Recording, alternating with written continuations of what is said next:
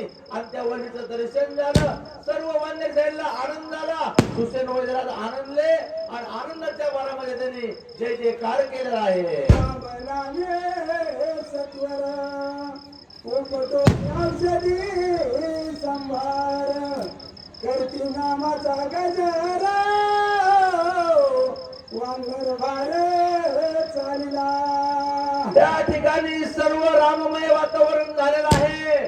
सर्व वंदे सेना श्रीराम जय राम असा जयघोष करू लागले आहेत. हुसेन वैद्यराजांना ती वल्ली सापडलेली आहे आणि वल्ली सापडताना हुसेन वैद्यराज प्रभू रामचंद्राचं स्मरण करून ती वल्ली हातामध्ये घेतलेली आहे आणि काय करतात पुढं. पर्वत तळी औषधी चूर्ण केला रस घेऊन तट काळ्यो शक्ती मिळवत. सुसेन वैद्यराजाने हातावर औषध घेतलेला आहे. औषधाचा असा पिळून पिळून रस काढलेला आहे आणि तो रस काढून ज्या ठिकाणी लक्ष्मणाला शक्ती लागलेली आहे आणि त्याच जखमेवर सुसेन वैद्यराज तो रस पिळू लागलेले आहेत. सावधान व्याची स्वामित्र सुसेन झाला चिंता तोर काही विचार त्या ठिकाणी सुसेन वैद्यराज एवढे मोठे डॉक्टर आहेत पण पण चिंतातूर झाले. एवढी मोठी वल्ली कष्टाने आणली लक्ष्मणाच्या जखमेवर ओतलं पण लक्ष्मण उठत नाही. काय कारण असेल. सुसेन वैद्यराज चिंता करू लागले. काय म्हणतात पुढं. माझे कान उल्लंघन पुढं एवढा प्रयत्न केला दारून शेकी सावध लक्ष्मण आल्या पिंजान होईल. हुसेन वैद्यराज म्हणतात केवढा मोठा अट्टापिटा केला केवढं कष्ट झालं. हनुमंतरायानं किती दूर जाऊन पर्वत आणला. मी वल्ली घेतली वल्ली चोळली रस जखमेवर लावला पण लोक उठत नाही. काय कारण असं. कथा स्वामी रघुनाथ ऐकता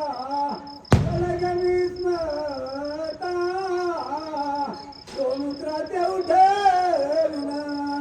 त्या ठिकाणी सुसेन वैद्यराजचा प्रयत्न फसलेला आहे. सुग्रीव आहे जामवंत आहे नळनी आहे. प्रभू रामचंद्रांनी आपल्या नजरेनं बघितलं ऐकलं आणि प्रभू रामचंद्र आपल्या बंधूसाठी माझा बंधू उठत नाही का उठत नाही असं ऐकल्यावर आता राम काय म्हणू लागले. तर बोलता पाठविला वायू नंदन महाविघ्न जाणो पर्वताची जाण आणला. रामचंद्र म्हणतात माझा बंधू शक्ती लागून पहिल्यावर मी हनुमंताला पाचारण केलं. हनुमंतराया गेले आणि एवढा मोठा पर्वत 12 विघ्न घेऊन पर्वत घेऊन आला तरी पण या ठिकाणी लक्ष्मण का उठत नाही असा राम त्या ठिकाणी आता विचार करू लागला आहे.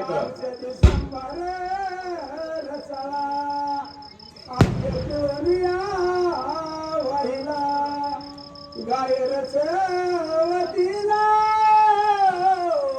तो व्यर्थ झाला प्रयत्न. एवढा मोठा प्रयत्न केला एवढं मोठं कष्ट केलं पण व्यर्थ का चाललेला आहे. लक्ष्मण का उठत नाही. या ठिकाणी काय अडचण असेल असं त्या ठिकाणी सुसेन वैद्यराज प्रभू रामचंद्र सुग्रीव सर्वजण त्या ठिकाणी विचार करू लागले आहेत.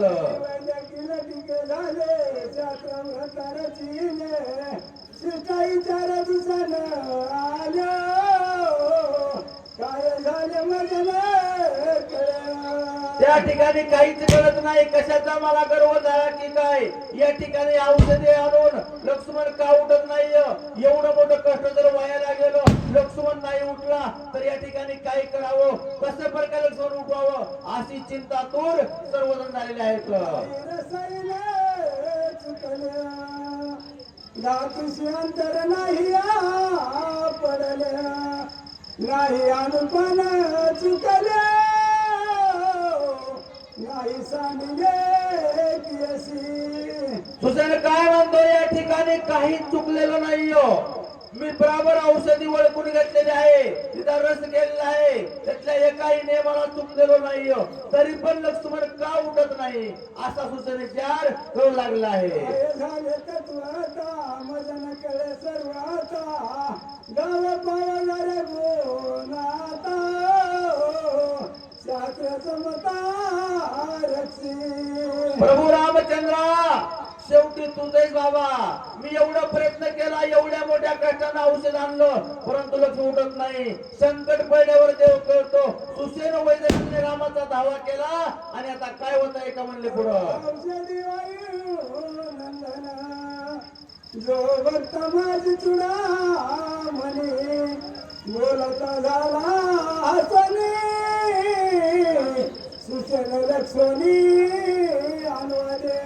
अशा प्रकारचा त्या ठिकाणी प्रश्न पडलेला आहे. सर्व चिंता दूर झालेली आहे. तर हनुमंतराय काय बोलत आहे हसून, हे सुसेन वैद्यराज या ठिकाणी तुम्ही एवढी चिंता कशाला करताय.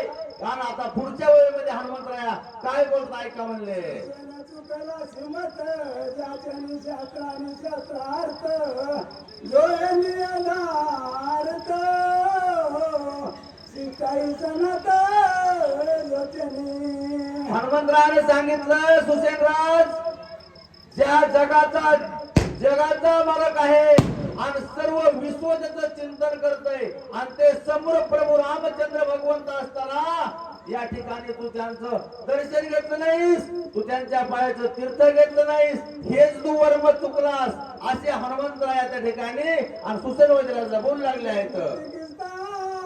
पाळी गेली जैनशास्त्र बुझविली प्राणवतुया लागली ज्याची चालिया जाणली. अरे सुसेन वैद्यराज 4 वेद 6 शास्त्र 18 पुराण त्याचे गुणगान गातात. ज्यानं शास्त्र उत्पन्न केलं, वेद उत्पन्न केला, पृथ्वी आप तेज वायू गगन हे सत्तेनं चालतंय आणि तोच प्रभू रामचंद्र भगवंत इथं असताना तू त्याला विचारलं नाहीस, त्यांच्या पायाचं दर्शन घेतलं नाहीस असे हनुमंतराया बोलू लागले आहेत.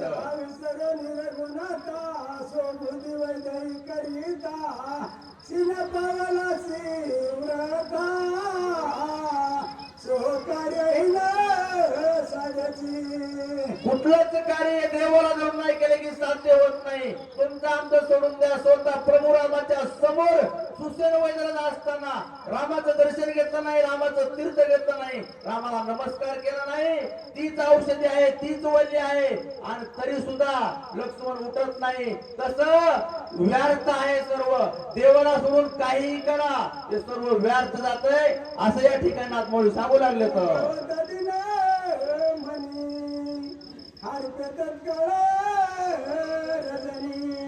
नक्षत्र चंद्र गगनी टाकीची होऊनी खबरा.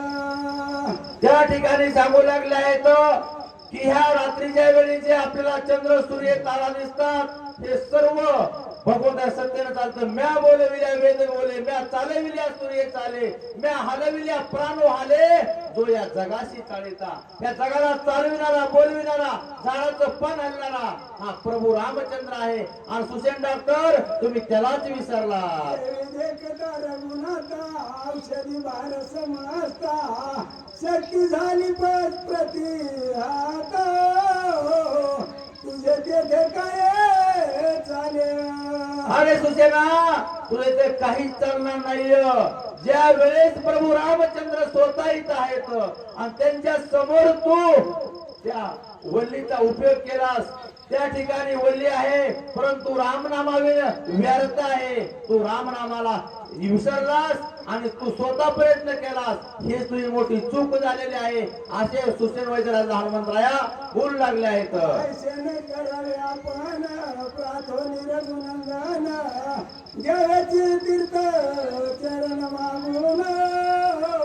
सुसेन वैद्यराज आता तुम्ही काय करा, प्रभू रामचंद्रांचं दर्शन घ्या, माफी मागा, शरण जा आणि रामाची विनंती करून रामाच्या तीर्थाचं थोडस पाणी घ्या आणि ते पाणी औषधीमध्ये मिसळून मग तुम्ही ते प्रयोग करा असे हनुमंतराया सुसेन वैद्यराजला सांगू लागले.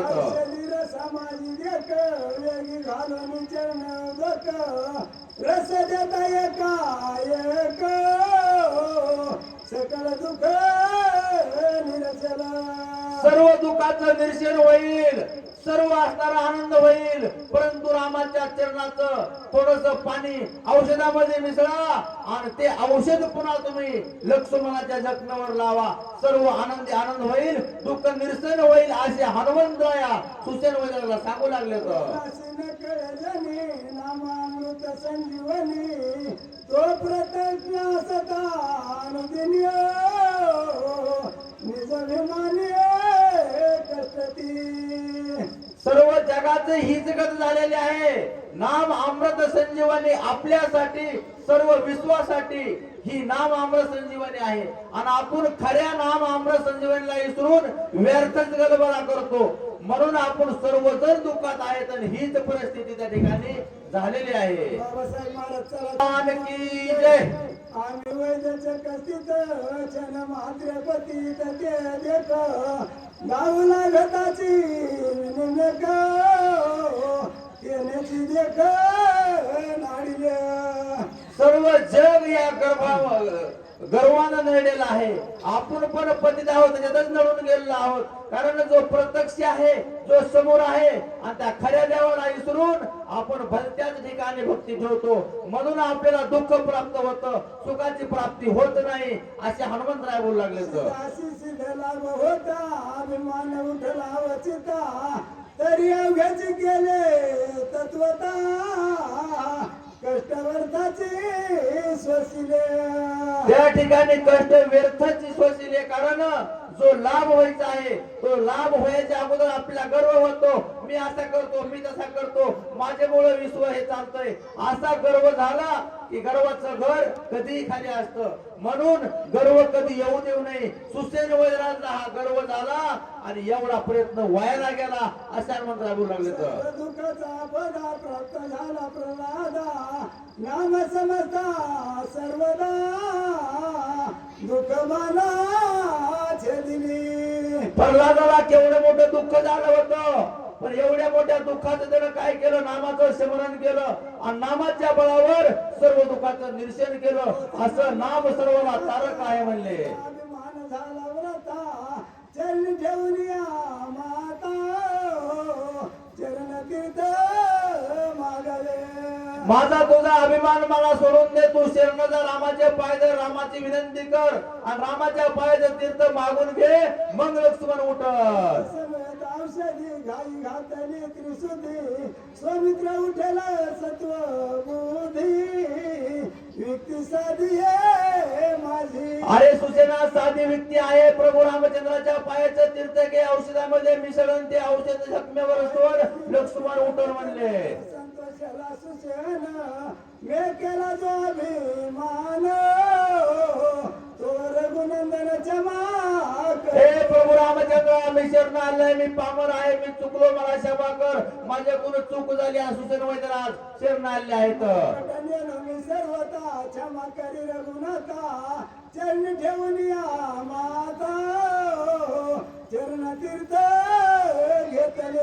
त्या ठिकाणी रामाची क्षमा मागितली, रामाचे पाय धरले. रामा माझं चुकलो, माझ्याकडून चूक झाली. रामाचे पाय धुतले, पायाचं तीर्थ घेतलं आणि काय केलं पुढं? तीर्थ समवेत गाई पिळली समस्त स्वामित्र झाला सावती. प्रभू रामचंद्र भगवान की जय. त्या ठिकाणी रामाच्या पायाचं तीर्थ घेतलं, औषधामध्ये मिसळलं आणि त्या ठिकाणी जखमेवर लावतात लक्ष्मण उठलेला आहे. काय आनंद झाला, काय आनंद झाला म्हणले. स्वामित्र बापत्र पाहिलं भूमीर वानर भारे.